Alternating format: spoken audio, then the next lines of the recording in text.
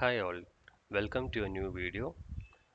So in today's video we are going to see how we can place a margin buy order in ICICIdirect.com, and also we'll be focusing on three different aspects, that is when to use a margin buy product, and also how to place the margin buy order in ICICI Direct, and also how to set stop loss and limit price for the margin buy order.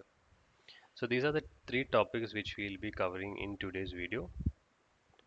So actually I have a similar video uploaded in the channel, but that is explained with the old ICSA interface. So this is the new ICSA interface which you are seeing right now. So this was launched few months before.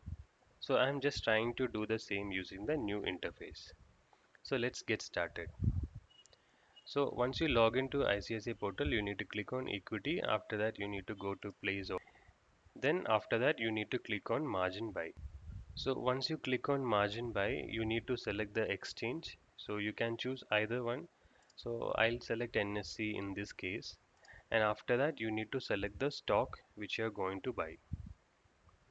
So I'll just select Tata Power here. So as you can see now, Tata Power is trading at this particular price, that is 132.55 rupees.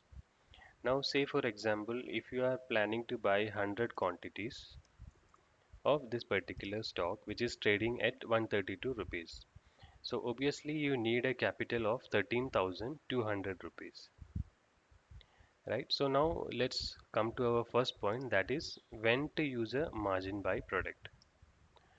So in this case, as I said, we will need a capital of 13,200. So now say for example, if you don't have enough capital to execute this particular trade, so what you can do is you can use the margin buy product. So let us see what is the advantage of using margin buy product. So as I said, in a normal case, like if you are using the cash buy product, we should probably have 13,200 rupees to execute this particular order. So now let us see in case of margin buy how much capital is required if you want to buy 100 quantities. So I'll just remove the 100 quantities from here, and we have a calculator option here. So I'll just click on that. So as I said, we will need 13,200 if we want to buy 100 quantities of that particular stock. So I'll just select the order type as market, and if I click submit, so as you can see, we are allowed to buy 657 quantity. There is a huge difference. So if we were using cash buy, we would be allowed to purchase only 100 quantities, but with the same amount, we are allowed to buy 657 quantities. So that is one of the advantage if you're using the margin buy product. But as we know, when we use leverage, definitely we have to pay some extra charges. So margin buy is charged at approximately 9.2 percentage interest per annum. So that is one thing which we need to consider when we are going ahead and placing a margin buy order. So in this example, I'll not buy this much quantity. I'll just put one, and I'll just execute at market price. So if I expand the more node here, so different order validities, that is day, IOC and VTC. So I have explained these details in the video which is showing up right now.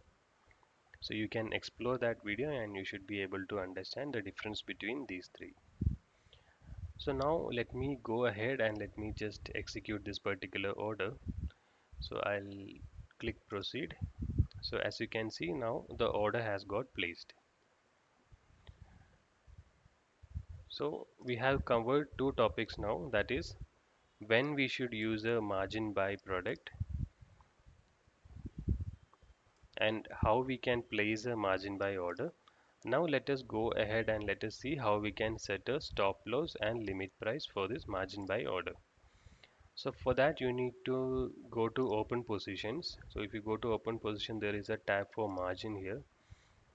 So if you click on margin, you should be able to see the details of the order which we placed just now. So as you can see, we ordered one quantity. This was the average price. This is the last traded price. And also we can see the profit and loss here. So now let us see the third point, that is how we can set the stop loss and limit price. So for that you need to click on this square off button here. So automatically takes you to this particular page, that is margin square off sell. And after that you want to give the same quantity which you bought. Then if you expand this particular node, there is a SLTP price here. So now say for example, now the stock is trading at 133.05 rupees and you want to set a stop loss for say for example like 128. So you want to set a stop loss trigger price as 128 rupees. So after you set the stop loss price, you also need to set your limit price. So limit price is nothing but, here it is mentioned as order type, but this is actually the limit price. So limit price I'll say 125. So now let us try to understand the significance of these two fields. So we have placed this order thinking that the price of this order will go up. That's why we place the buy order. So now say for example the price is going in the opposite direction, like you are going making a loss. So now what happens is when the price touches this particular stop loss trigger price, that is 128, this order will get activated. Then what is the significance of this particular value which we have given over here? So now say for example there is a huge sell-off happening in the market and the price is not even touching 128. So after 129 there is a huge slippage and it is directly going to 127 or maybe 126. So immediately the price goes below 128. So say for example 126 or maybe 127, the order will get activated and whatever the best price that is available in between 125 and 128, the order will get executed with that particular price. So that is the significance of stop loss trigger price and limit price, and this is how it has to be used. So now let us go ahead and let us square off this. So I'll just say square off and I'll proceed. So as you can see, the order has got successfully placed. The order book, you can see the details, like this is the buy order which we placed and the status of the order is already executed. And also you can see this is how you can set the stop loss. So now the stop loss is set as 128. So as I already told, when the price reaches 128, this order will get activated and whatever the best price that is available in between the limit price and the stop loss price, your order will get executed and this position will be closed. So this is how you can set the stop loss and limit price. So now we have covered the third point as well. So there is one more very important thing which has to be taken care when you're using the margin product.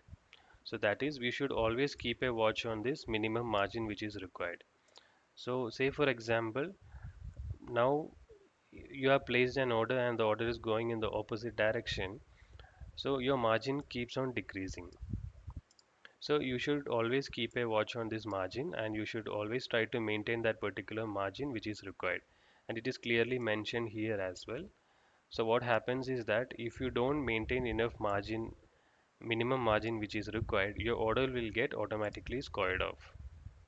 So you should always keep a watch on the minimum margin and you can always go ahead here, click on the actions here and you can always add margin. So this is how you can maintain the minimum margins which is required to keep this order active. So that's it. We have covered all the 3 points. So I hope this video was helpful and thank you for watching.